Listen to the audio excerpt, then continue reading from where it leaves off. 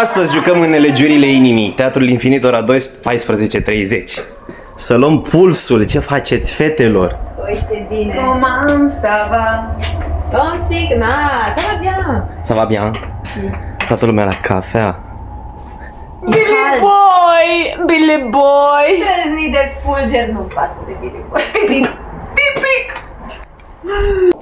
Ce faci, Dan? Trebuie să fim pregătiți să rupem o scenă în două. Tu ce faci? Bine, luam pulsul înainte de spectacol. E ridicat. E ridicat. Eu mă reobișnuiesc cu scena pentru că nu mai pot să mă duc mie la dor. Să-mi arăt fața, vezi?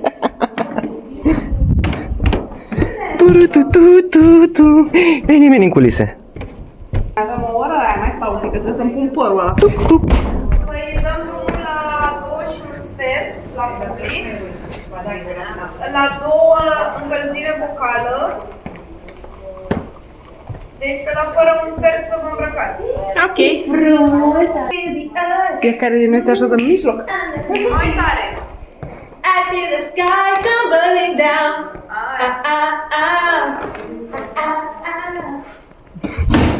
Și uită-te ce faci, uită-te! Acestea sunt ultimele 6 minute înainte de a începe spectacolul și știu că nu se vede, dar Andra dansează, Alexandra e agitată, Andreea hiperventilează. Andreea hiperventilează.